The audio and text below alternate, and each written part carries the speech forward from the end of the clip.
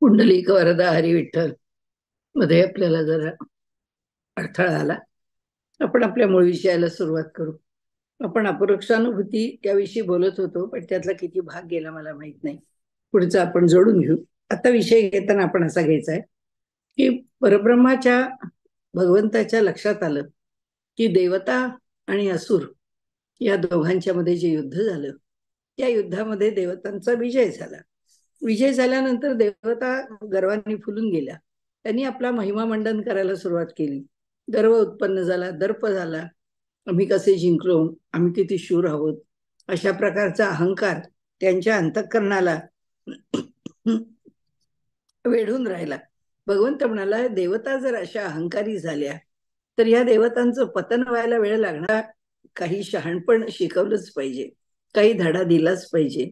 परंतु भक्तावरच्या प्रेमामुळे भगवंत फार सौम्य प्रकाराने त्यांना शहाणपण देण्याचा प्रयत्न करतात, त्यांना शहाणं करण्याचा प्रयत्न करतात. ते म्हणाले की इथे त्यांनी असं म्हटलंय की व्यवहाराच्या पातळीवरती की अस्माकम एव अयम विजयो, अस्माकम एव अयम महिमेती, असं देवता म्हणतायत की आमचाच विजय आहे, हा आमचाच महिमा आहे, हे आम्हीच मिळालंय. तद येशाम विजज्ञो तेभ्यो प्रादुर्बभूव तन्न व्यजानत किमिदम यक्षमिती. म्हणाले हे सगळं परब्रह्माने पाहिलं आणि देवतांच्या विजयाचा झालेला जो अभिमान आहे, त्या अभिमानाला नष्ट करण्याकरता म्हणून परमात्मा त्या ठिकाणी प्रादुर्भूत झाले, प्रकट झाले. आणि प्रकट झाल्यानंतर त्यांनी जे रूप घेतलं ते एका दिव्य यक्षाचं रूप घेतलं. तो यक्ष दिव्य आहे, तो यक्ष मोठा भव्य आहे, विशाल आहे आणि थोडा वेगळा आहे. म्हणजे सामान्यतः जे मानवाचं रूप प्रकट व्हावं त्या प्रकारचं रूप त्याचं प्रकट झालं नाही. तो वेगळा दिसला आणि त्याचा तो सगळा विस्तार, त्याचं ते सगळं स्वरूप देवतांनी पाहिलं. ते पाहिलं आणि ते म्हणाले, अरे हा कोण यक्ष आहे, किमिदम यक्षमिती, काय आहे याचं स्वरूप, एतत विजानी, हे आपल्याला हे जाणलं पाहिजे. इंद्रादी सगळ्या देवता म्हणाले आपल्याला समजलं पाहिजे हा कोण आहे ते. ठीक आहे म्हणाले, मग काय करावं. म्हणाले आमच्या सगळ्यांचं मुख असलेला तो अग्नी, म्हणाले तू जा आणि तू जाऊन त्या यक्षाशी बोल, पहा, त्याची ओळख करून घे. असं त्याला सांगितल्यावर अग्नीलाही वाटलं की केवढा मला सन्मान दिला, सर्व देवतांच्या मध्ये माझी निवड झाली. अग्नी निघाले आणि वर्णन केलंय, तद अभिद्रवत, त्या दिशेनी अग्नी धावत सुटले, अगदी जोर जोरात जाऊ लागले, वेगाने जाऊ लागले. तमभ्यवदत, तो तिथे पोचला. अग्नी पोचल्यानंतर त्या ठिकाणी त्या दिव्य यक्षाने विचारलं, कहा असी ती, तुम्ही कोण आहात, काय स्वरूप आहे तुमचं.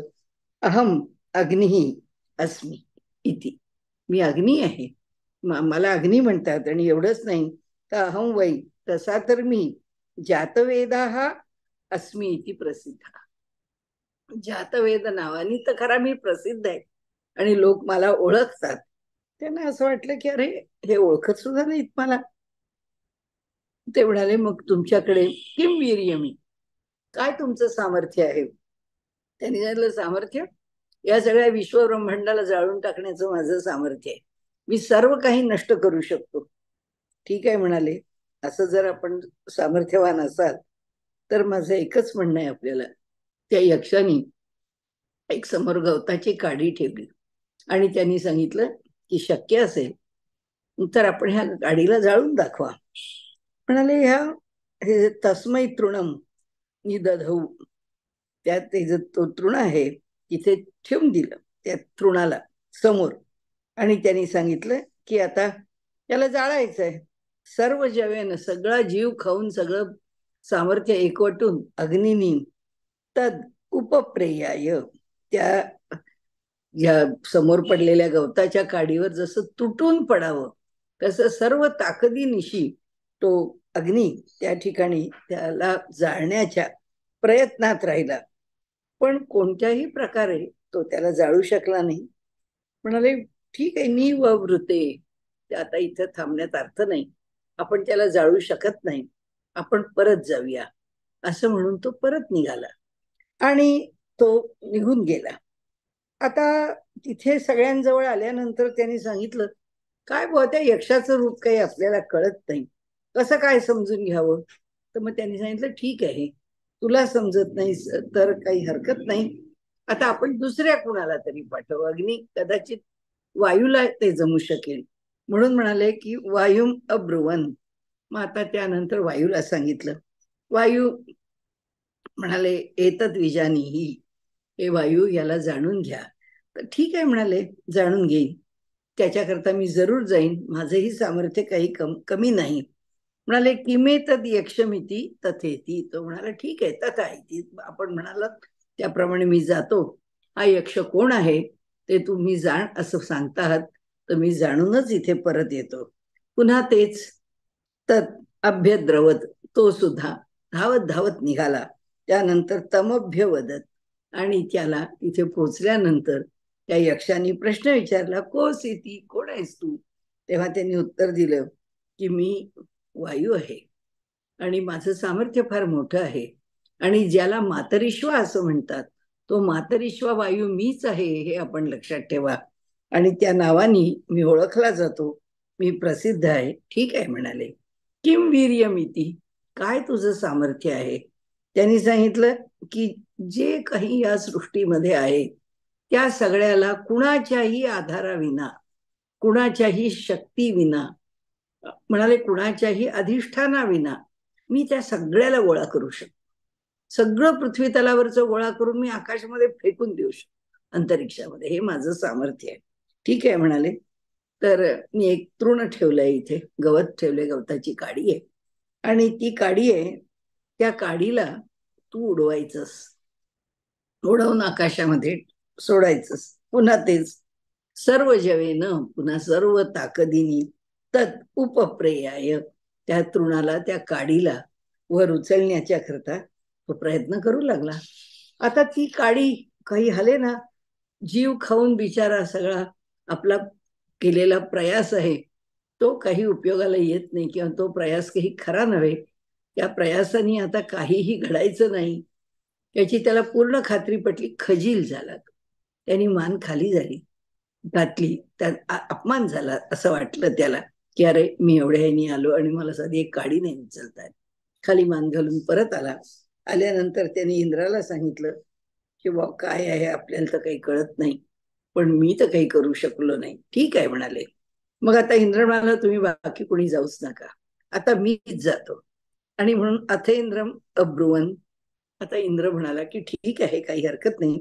विजानी किम एतद यक्षमिती, जाणण्याचा प्रयत्न करतो, काय कोण यक्ष आहे, काय आहे, काय त्याचं स्वरूप आहे. तथेती, आता ठीक आहे, तो म्हणाला की मीच करतो, तुम्ही जर मला सगळ्यांनी परवानगी दिली आहे, माझ्या मनात आलंय त्याप्रमाणे मला करायलाच तुमच्याकडनं मिळालेलं आहे परवाना, तर मी जातो. तोही पुन्हा तद अभ्यद्रवत, तोही धावत धावत धावत निघाला. तस्मात तिरोदधे, पण गंमत अशी झाली की हा त्या यक्षाच्या स्थानापर्यंत पोचेपर्यंत यक्ष अंतर्धान पावला. याला वाईट वाटलं. हा म्हणाला इंद्र की अरे, अग्नीला त्यांनी दर्शन दिलं, अग्नीशी त्यांनी बातचीत केली, वायू तिथे गेला, वायूशी त्यांनी बातचीत केली, त्याला त्यांनी दर्शन दिलं, आणि मी मात्र तिथे जाऊन पोचल्याबरोबर तो अंतर्धान पावला, गुप्त झाला, मला दिसेनासा झाला. म्हणजे त्या दोघांच्या इतकंही सामर्थ्य माझं नाही का. त्या दोघांचा जो अधिकार आहे त्याच्याही पेक्षा माझा अधिकार कमी आहे का. देवता म्हणून मी कुठे कमी पडलो. इंद्राला फार वाईट वाटलं, आणि इंद्र मोठा साशंकित झाला. पण म्हणाला, एक गोष्ट आहे की ते दोघे परत गेले, मी परत नक्की जाणार नाही, मला यक्षाचं दर्शन होईपर्यंत मी आणणार नाही. काही काळ लोटला आणि त्यांना दिसलं की तस्मिन एव आकाशे स्त्रियम आ जग इथे आकाशामध्ये त्याला एक सुंदर अशा स्त्रीचं, कोण आहे ती, हैमवती उमा. त्या हैमवती उमेचं त्याला दर्शन झालं. त्याला मोठं आश्चर्य वाटलं की तो यक्ष नाहीये, आणि आता ही हैमवती उमा कुठून आली इथे. आणि त्यांनी त्यांना विचारलं की हा यक्ष कोण आहे, आपण मला सांगू शकाल का. ही जी स्त्री आहे, ही स्त्री कोण आहे. तिने सांगितलं, मी हैमवती उमा आहे. ही उमा ही त्या यक्षाची म्हणजे त्या परमात्म्याची, त्या परब्रह्माची शक्ती आहे आणि त्यामुळे ती शक्ती स्वरूपिणी आहे. हा जो यक्ष आहे, तुम्हाला जो प्रश्न विचारलायस, हा दिव्य यक्ष हा साक्षात परमात्मा आहे आणि तो तुमच्याकरता इथे आला. त्यांनी तुम्हाला, तिने तर सगळा कथाभाग सांगितला, तुम्हाला कसा गर्व झाला, मग तुमचा गर्वाचं हरण करण्याकरता तुमच्या महिमा मंडनाला खरा भगवंताची इच्छा आहे, त्या परब्रह्माची इच्छा आहे, म्हणून त्यांनी तुम्हाला शक्ती दिली आणि त्या शक्तीने तुम्ही जिंकलात हे तुम्ही विसरलात. तुम्हाला तुम्ही जिंकलात असं वाटलं, म्हणून तुम्हाला उपदेश करण्याकरता परमात्मा यक्ष रूपामध्ये आला. तर मग हा म्हणतो की ठीक आहे, मला यक्षाचं स्वरूप हे हैमवती उमा मला आपण सांगितलं, त्या स्वरूप ऐकण्यानी किंवा आपल्या ह्या बोलण्यानी मला फार आनंद झाला.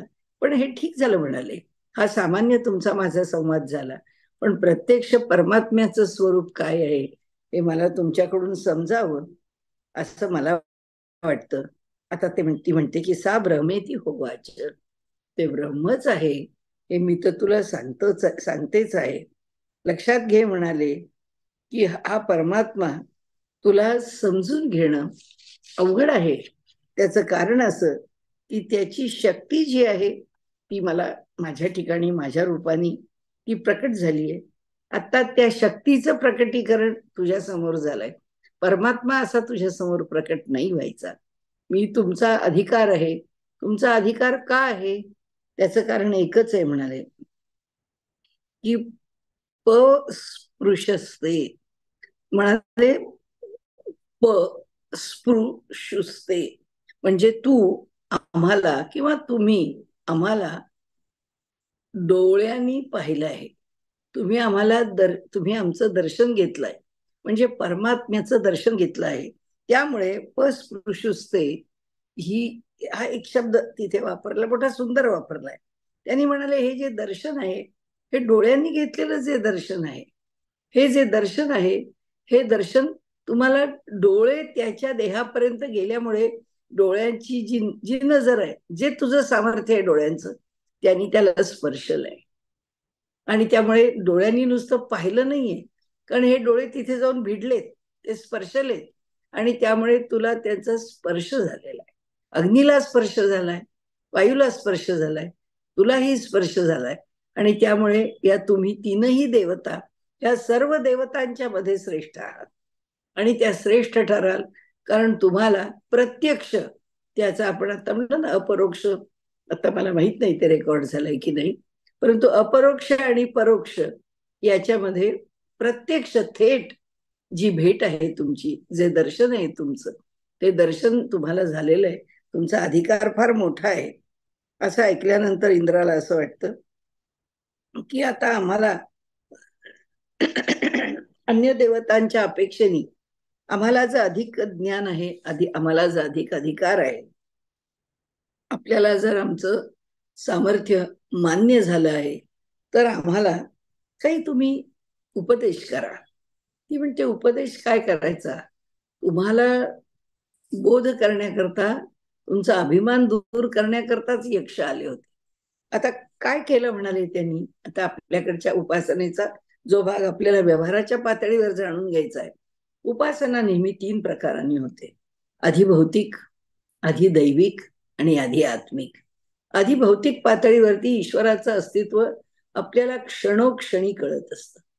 म्हणजे माणसं काही वेळा जेव्हा म्हणतात अहो एवढीशी गोष्ट आहे, पण त्याच्यावर सुद्धा म्हणतात बघा देवाची कृपा म्हणून अमुक एक काम झालं, अहो देवाची कृपा म्हणून आमचा प्रवास उत्तम झाला, अहो देवाची कृपा म्हणून मुलाला 12वीत मार्क चांगले पडले, देवाची कृपा म्हणून मुलगा आमचा वेळेवारी बरा झाला. नाही तर त्या ऍक्सिडेंट मध्ये जर काही त्याला कमी जास्त त्रास झाला असता तर केवढं दुखणं घेऊन मुलगा घरी आला असता, केवढं त्याच्यावरती औषधोपचार करावे लागले. काही झालं नाही, अगदी पडला, ऍक्सिडेंट झाला इथपर्यंत ठीक आहे, पण त्याच्या केसाला सुद्धा धक्का लागला. ईश्वराची कृपा. व्यवहार ते म्हणतात की अधिभौतिक पातळीवरती परमात्मा आम्हाला घडी घडी त्याचा प्रत्यय देत असतो. लहान लहान गोष्टीत प्रत्यय देतो. आम्ही चुकतो, पण तरीही ती चूक तो अधिकाधिक सावरण्याचा प्रयत्न करतो. अधिभौतिक पातळीवर तर आपल्याकडे पुढच्या उपनिषदात आपण पाहूच. तो जो प्राण आहे, तो प्राण हर घडी आमचं मन, बुद्धी, शरीर त्याची साफसफाई करून त्याला चांगल्या स्थितीत आणायचा प्रयत्न करतो. आणि आम्ही हर घडी आमचं शरीर बिघडत कसं नाही, आमच्या मनाला त्रास कसा होत नाही, किंवा आमची बुद्धी आहे ती विपरीत पद्धतीने विचार कसं करत नाही, याचाच आम्ही प्रयत्नशील असतो, किंवा याचाच आम्ही कर्तव्याच्या बाजूने विचार न करताना आमचं जे कार्यकर्म आहे ते विपरीततेने पुढे नेत. ती जी विपरीतता आहे, किंवा आमच्याकडे कर्माच्या ठिकाणची जी बेसावधपण आहे किंवा बेसावधगिरी आहे, ती सगळी आम्हाला आमच्या जीवनामध्ये अधिभौतिक पातळीवरती ईश्वराचं अस्तित्व समजण्याला अडथळे निर्माण करते. ती आम्हाला नेहमीच आमच्यामध्ये चांगल्या घटनांचा जर आम्ही मागोवा घेत पुढे चाललो तर आमचं मन प्रतिक्षणी अस्तिक होत जाईल. आपण ते त्या वेळापुरतं काहीतरी म्हणतो आणि झिडकारून देतो, दूर करतो. भगवंत ते म्हणतात, अधिभौतिक पातळीवर हे देवतांनो, तुम्हाला माहितीये काही दानवांचं सामर्थ्य कमी नाहीये, पण दानवांच्या युद्धामध्ये तुम्ही जिंकलात. तुम्ही जिंकलात याचा अर्थ तुमचं सामर्थ्य जास्त होतं म्हणून नाही जिंकलात. परमेश्वरांनी तुम्हाला जिंकवलंय, त्यांनी आपली शक्ती तुमच्या मागे उभी केली, तुम्हाला वाटलं नाही.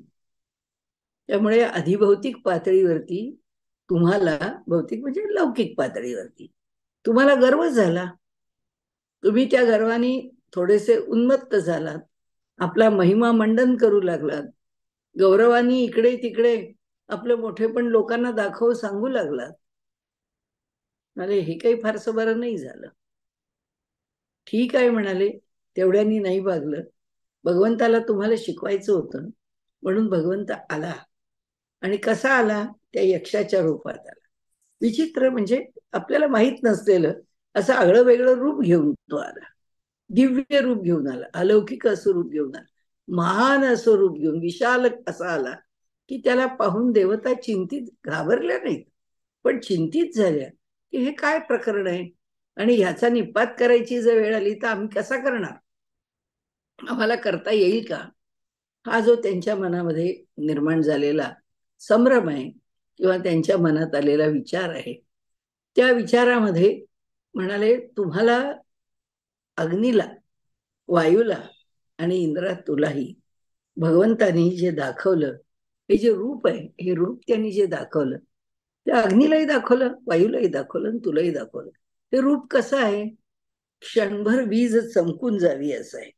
आणि म्हणून त्यांनी सांगितलं की यत एतत विद्युत विद्युतत, म्हणाले एका क्षणात जशी वीज चमकून जाते त्याच्यासारखी ती चमकून गेली. पण तुम्हाला काय झालं? अस्पृशुस्ते, तुम्हाला मात्र नजरेला दर्शन झालं आणि त्या नजरेने तुम्ही त्या देवतेला स्पर्शलं. तुम्हाला तो यक्ष स्पर्शायला मिळाला, नजरेच्या माध्यमातून परमेश्वराचा स्पर्श झाला तुम्हाला, एवढी मोठी गोष्ट आहे. पण ती कशी झाली? फक्त चमकलेल्या विजेसारखी. याचं स्वरूप काय?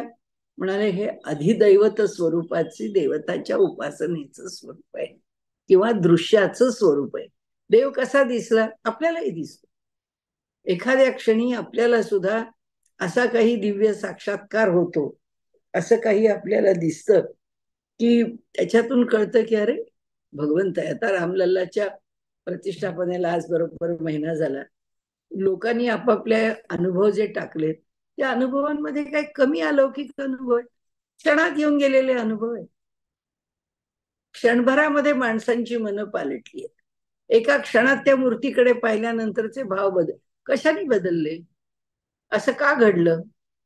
कोणी म्हणतो मला दिव्य विमान दिसलं, कोणी म्हणतो मला एक रांगणारं बाळ दिसलं, कोणी म्हणतो मला तिथे चांगला खूप ज्याचे फणे आहेत असा सहस्र शीर्ष असा मला मोठा नागाचं दर्शन झालं. लोक म्हणतात तिथे वानर येतात. लोकांनी तर आपण सगळ्यांनीच पाहिलं, ते तर अधिभौतिक पातळीवर दाखवलेले चमत्कार रामरायाचे कमी नाहीच आहेत. वानरांच्याकडून करून घेतलेले ते चमत्कार तर आपण युट्यूबवरती फिरताना पाहतोच आहे. पण प्रत्यक्ष भगवंताच्या किंवा रामलल्लाच्या प्रतिष्ठापनेच्या वेळी 2 गरुडांनी तिथे वरती शिखराच्या वरती पूर्णपणे प्रदक्षिणा घातली. अधिभौतिक पातळीवर दाखवलंय. हे अधिदैविक पातळीवरचं पण क्षणभर क्षणकाल ते गरुड का तिथे फिरून गेले? कारण सगळ्यांनी अनुभव घ्या अधिदैविक पातळीवर. क्षणकाल एखादी वीज चमकून जावी तसा अनुभव आहे. तो आम्हाला चक्रावून टाकणारा अनुभव आहे. इथे ती हैमवती उमा त्याला सांगते इंद्राला की हे देवते, तुम्हाला कितीही अधिकार असला, तुमच्याकडे कितीही सामर्थ्य असलं, तुम्हाला कितीही यश मिळवता येत असलं, ते यश तुमचं नाही. परमात्मा तुम्हाला उपकार करतो म्हणून, तुमच्या बाजूनी आहे म्हणून, परमेश्वराची इच्छा आहे म्हणून, त्याला तुम्हाला विजयी करायचं आहे म्हणून, किंवा त्याच्या नियोजनामध्ये आज तुमचा विजय आपण पाहतो. उपनिषदांमध्ये पुराणांमध्ये अनेक ज्या कथा आहेत त्यामधून देवदानवांची युद्ध होतात. त्या युद्धात सर्वच वेळी देव जिंकतात असं नाही, दानव पण जिंकतात. कधी देव जिंकतात याचा अर्थ काय?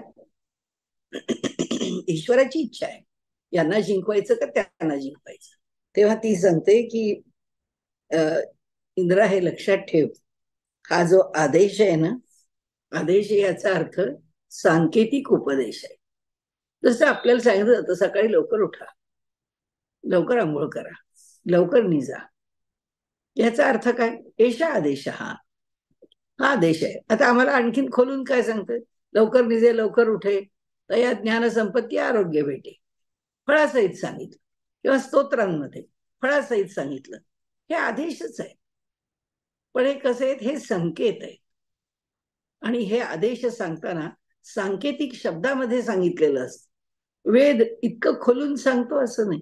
तो म्हणतो हे हे करा, हे असं आहे. अधिभौतिक पातळीवर परमात्म्याचं हे रूप आहे, अधिदैविक पातळीवर परमात्म्याचं हे रूप आहे. आणि म्हणून तिथे ती हैमवती उमा सांगते की जसं एखादी विद्युत चमकून जावी तसा भगवंतानी तुम्हाला हा आदेश दिला आहे, म्हणजे त्याचं रूप दाखवलेलं आहे. या रूपामधून तुम्हाला अधिदैविक पातळीवरचं दर्शन झाल्यानंतर तुमची उत्सुकता वाढली पाहिजे. लोकांचं लोंढेच्या लोंढे अयोध्येला चालले का? हाच चमत्कार आहे. आधी भौतिक पातळीवरचा चमत्कार आहे, आधी दैविक पातळीवरचा चमत्कार आहे. की मनुष्याला असं वाटतं हे एवढं सगळं जे घडलं आहे, हे जे घडलं आहे ते मला ताबडतोब बघायला मिळू दे, हे जे घडलं आहे त्याचा अनुभव मला तात्काळ मिळू दे. का असं वाटतं? कारण त्यांनी सांगितलं की तुला या यक्षाचं आकर्षण का वाटलं? कारण एक क्षणभर तो येऊन गेला आणि त्यांनी तुझ्या अंतःकरणातलं कुतूहल जागृत केलं आणि तो त्या ठिकाणी उपस्थित आहे. तो त्या ठिकाणी परमात्मा येऊन गेलाय हे एकदा तुला कळलं की तुझी जी उत्सुकता वाढली आहे, त्या उत्सुकतेमधून भगवंताला तुला कशाचा उपदेश करायचा आहे? भगवंताला तुला जो उपदेश करायचा आहे तो तुला आध्यात्मिक उपदेश करायचा. आणि त्यामुळे अध्यात्माच्या पातळीवरचा उपदेश तुला करत असताना म्हणाले हे एक अध्यात्माच्या ठिकाणी की मन आहे, त्या मनाची स्थिती आता अधिदैवतामध्ये थोडीशी रमली, आधी भौतिकामध्ये संकल्प विकल्पात होती. आता आध्यात्मिकामध्ये काय व्हायला पाहिजे? आता आध्यात्मिकामध्ये मात्र इतकी त्याच्याशी एकरूप झाली पाहिजे, इतकी जोडली गेली पाहिजे, अंतःकरणात प्रेम निर्माण झालं पाहिजे, भक्ती निर्माण झाली पाहिजे. आणि त्यामुळे म्हणाले की तद्विरहे किंवा तद्धी स्मरणे किंवा विस्मरणे काय होईल? त्याच्या स्मरणामध्ये मन रमून राहील आणि तत् विस्मरणे परम व्याकुलता. त्याच्या विस्मरणामध्ये मात्र अंतःकरण परम व्याकुळ होईल, कारण त्याचा विरह सहन होणार नाही.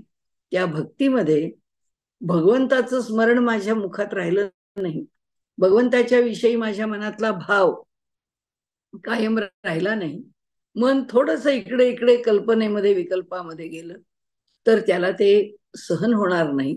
नारदाने भक्तिसूत्रात सांगितलंय की तैलधारावत भक्ती सुरू झाली की खरं अध्यात्म प्राप्त होत.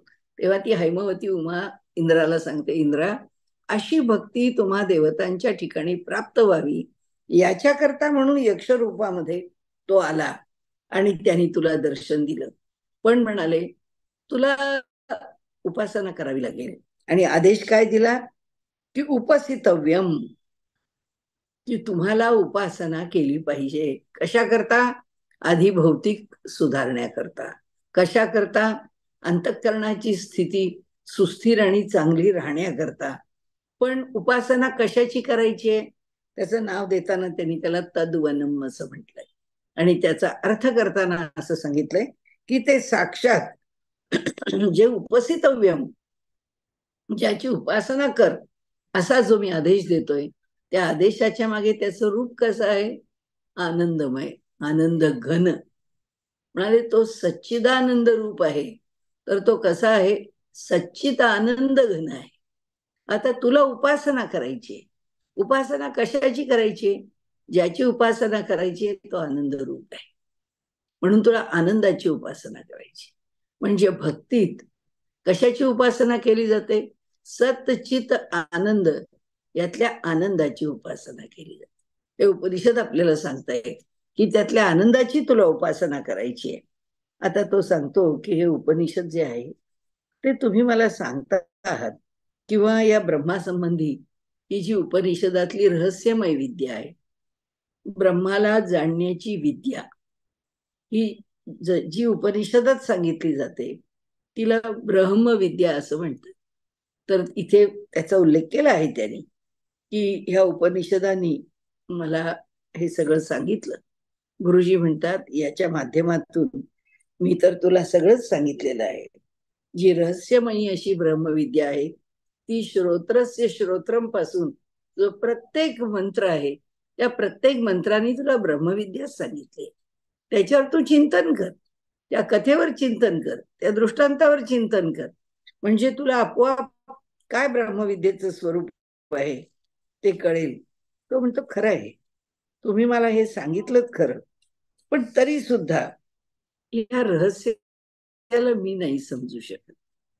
ही ब्रह्मविद्या आपण मला रहस्यमय स्वरूपामध्ये सांगितली, आपण मला ती अधिक खोलून सांगा. ते म्हणाले ठीक आहे, तुला उपासना करायची आहे, ती उपासना करताना कसं वागावं, काय करावं, कसं राहावं, आचार कसा असावा सांगतो म्हणाले समजावून.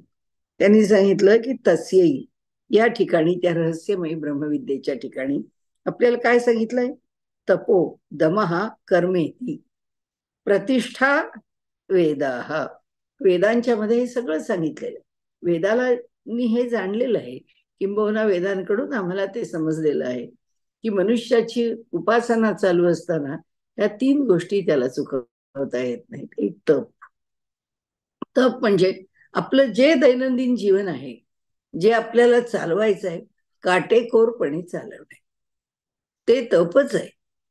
आपलं शरीराचे फाजील लाड न करता आपलं जीवन योग्य प्रकारे चालवत ठेवणे, हे तप आहे.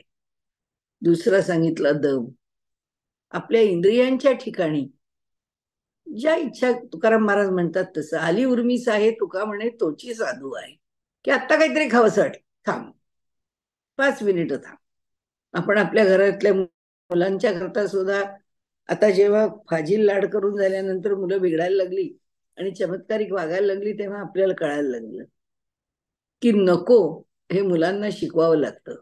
मुलांनी म्हटलं म्हणून लाड करायचं म्हणून जे म्हटलं ते दिलं, मुलं बिघडून जात. कारण काय आहे, इंद्रिय सवकतात. इंद्रियांचं दमन हे फार फार फार आधीपासून, अगदी लहान वखत त्याच्याशिवाय मन घडत नाही ना. मन त्याच्यातूनच घडतं. त्यामुळे मुलांना सुद्धा नाही म्हणायची सवय लावा, नाही ऐकायची सवय लावा. म्हणाले त्याशिवाय माणसाला दमन म्हणजे काय कळत नाही. थोडं इंद्रियांना थांबवावंच लागतं. इंद्रियांच्या ठिकाणी निर्माण झालेला जो मोह आहे, जी इच्छा आहे, जी काही माणसाच्या मध्ये येणाऱ्या ज्या भिन्न भिन्न प्रकारच्या, आपण ज्याला म्हणजे ध्येय, उद्दिष्ट, तृष्णा, कोणत्या कोणत्या शब्दांमधून त्याचा आपण वापर करतो, पण त्या सगळ्यामध्ये कुठे ना कुठेतरी मला हे पाहिजे आहे आणि पाहिजेच आहे, ही जी भावना आहे ती थोडीशी नियंत्रणात ठेवण्याकरता दमाचा उपयोग, उपासना चालू आहे. कशाची चालू आहे? त्यांनी सांगितलं तद्वनम, या आनंदमय अशा परमात्म्याची उपासना करायची आहे. मग तो कुठे बघायचा? आम्हाला आवडेल त्या रूपात. जे रूप आम्हाला देवाचं आवडतं ते रूप स्वीकारायचं आहे. परंतु उपासनेशिवाय राहायचं नाही. त्यांनी सांगितलंय हा आदेश आहे, हा उपनिषदांचा आदेश आहे की माणसाने काही ना काहीतरी उपासना ही केलीच पाहिजे. आणि तिसरं काय, कर्म म्हणजे कर्तव्य. आपलं कर्तव्य चुकवता खूप पुष्कळ 1760 ठिकाणी मनुष्य हे शिकायला ते शिकायला ते ऐकायला करायला गेला, परंतु तो जर आपल्या कर्तव्यातच चुकत असेल, आपल्या मुलाबाळांच्या कर्तव्यात चुकत असेल, आपल्या आईवडिलांच्या विषयीच्या कर्तव्यात चुकत असेल, आपल्या स्वीकारलेल्या व्यवसायाच्या विषयीच्या कर्तव्यात चुकत असेल, तर त्या सगळ्याला अर्थ काहीही नाही. ती उपासना शून्य आहे. जोपर्यंत मनुष्य आपलं कर्तव्य योग्य प्रकारे करत नाही, तोपर्यंत बाकीच्या सगळ्या गोष्टी फुकट आहेत, की ज्या व्यर्थ जाणाऱ्या आहेत, त्या उपासनेला पोषक ठरतच नाही. किंबहुना मनुष्याची बुद्धी जी आहे ती थोडी थोडी भ्रष्ट पडू नका, पण योग्य मार्गावर राहत नाही. माणसाचं मन एका विशिष्ट पद्धतीने शिस्तीतच असावं लागतं, ज्याला आपण संयम शब्द म्हणतो. इथे या उपनिषदांनी सांगितलंय त्याचा विचार करा. आणि सगळ्यात महत्वाचं जर काही असेल तर त्यांनी म्हटलंय की प्रतिष्ठा वेदा. वेदाला हे सगळं माहितीये, वेदानीच हे सगळं आम्हाला सांगितलं आहे की सर्व विद्या वेदाच्या ठिकाणी परिपूर्ण अंगाने उपस्थित आहेत. आणि त्यातही म्हणाले त्या वेदाच्या माध्यमातून ब्रह्मविद्येचं अंग प्रत्यंगाचं वर्णन जरी केलेलं असलं तरी सर्वात शेवटचं महत्वाचं वर्णन काही असेल तर सत्यम आयतनम. या ब्रह्मविद्यांचं, या एका एका म्हणा, सर्वच ब्रह्मविद्यांचं म्हणा, काही अडचण नाहीये म्हणायला. सत्यम आयतनम, सत्य हेच त्याचं आयतन आहे, सत्य हेच त्याचं अधिष्ठान आहे. कशावर उभं आहे हे सगळं? सत्यावर आहे. माणूस जर घडी घडी खोटं बोलत राहिला काय मिळवणार आहे? तो मिळवू तर काही शकत नाही, पण प्रतिक्षणी पापाचा धनी होत जात. आणि म्हणून त्यांनी सांगितले सगळ्यात महत्वाचं पायाभूत जर काही असेल तर ते सत्य आहे. सत्य हे आयतन आपण म्हणतो ना, एखादं भांड ज्याच्यामध्ये घालायचंय ठेवायचंय ते त्याचं आयतन आहे. याचा अर्थ ते त्याच्याकरता उपयोगात येणार किंवा त्यात जे सामावणार किंवा त्याच्यामध्ये आम्ही ज्याला पाहावं, म्हणजे पाणी प्यायचं आहे तर पाणी प्यायचं ग्लास, भांड, पेला हे त्याचं आयतन आहे. त्यांनी कशात राहावं? तर तसं आहे हे सगळं ब्रह्मविद्या, हे सगळं ज्ञान हे कशात राहतं? सत्यात. वेद सगळं सांगतो शब्दात आहे, पण शब्दात नाही, ते सत्यात आहे. सत्य नावाच्या आयतनामध्ये माणसाला राहायचं आहे, म्हणून सत्यम आयतनम. ते म्हणाले आता ह्याच्यापेक्षा आणखीन सांगायचं मला काही शिल्लक राहिलं नाही म्हणाले. आणि म्हणून ते म्हणतात की ह्या प्रकारे जर ब्रह्मविद्येचा विचार केला तर त्याला फल काय मिळतं? तर त्यांनी सांगितलं की पापमानम अनंते स्वर्गे लोके ध्येये प्रतितिष्ठती प्रतितिष्ठती. म्हणाले इथे काय होतं तर म्हणाले की जो समस्त जे पाप आहेत त्या सर्व पापांचा नाश होतो. आम्ही जर उत्तम प्रकाराने वागत राहिलो तर आम्ही केलेली जी पाप आहेत त्या पापांचे समूह तर नष्ट होतातच होतात, पण जे म्हणजे ज्येष्ठ ज्याच्यापासून झालेला शब्द आहे तसा जला य लावलेला जे, आणि ये म्हणजे ज्येष्ठे, ज्येष्ठ असलेला जो स्वर्ग लोक आहे, असा जो यद्गत्वा न निवर्तन्ते तद्धाम परमम मम, असं त्याचं स्पष्टीकरण दिलेलं आहे की अशा त्या लोकामध्ये जाऊन हा जीव प्रतिष्ठित होतो आणि त्याला पुन्हा कधीच दुःखामध्ये किंवा या पृथ्वी तलावर यावं लागत नाही. उपनिषदांचा विषय हा मोक्षाचा असल्यामुळे किती व्यावहारिक पातळीवरती आपण उतरलो तरी सुद्धा मोक्ष हे जे फल आहे त्याचा विचार इथे आहेच आहे. आणि मोक्ष पर्यायाने आपोआप सद्वर्तनातून आणि हळूहळू एकातून एक, एका जन्मातून पुढचा जन्म किंवा या जन्मात एका क्रियेतून दुसरी क्रिया, जितकी शुद्ध होत जाईल तितकं आमचं जीवन अधिक शुद्ध होत जाईल. आमचं जीवन जितकं शुद्ध होईल तितकं आमचं अंतःकरण शुद्ध होईल. जितकं आमचं अंतःकरण शुद्ध होईल तितके परमात्म्याच्या जवळ जाण्याचे जे उपासनेचे मार्ग आहेत त्या मार्गाने त्याच्या ज्या आनंद रूपाची उपासना करायची आहे त्या आनंदाच्या पुष्कळ जवळ जात राहू. आणि मग तुकाराम महाराज म्हणतात तसं, आनंदाचे डोही आनंद तरंग, आनंदाची अंग आनंदाचे, असं घडतं. आणि हे उपनिषद सांगतं की ही शेवटची प्राप्ती आहे.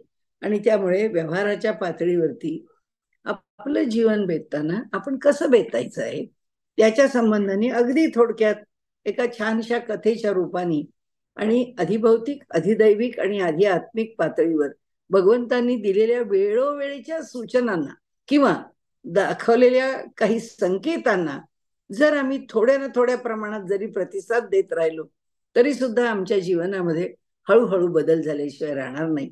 या भूमिकेतून या उपनिषदाचा आपण व्यावहारिक पातळीवर विचार करायला हरकत नाही. आपला विषयाचा आपण इथे संपवूया. श्रीकृष्ण.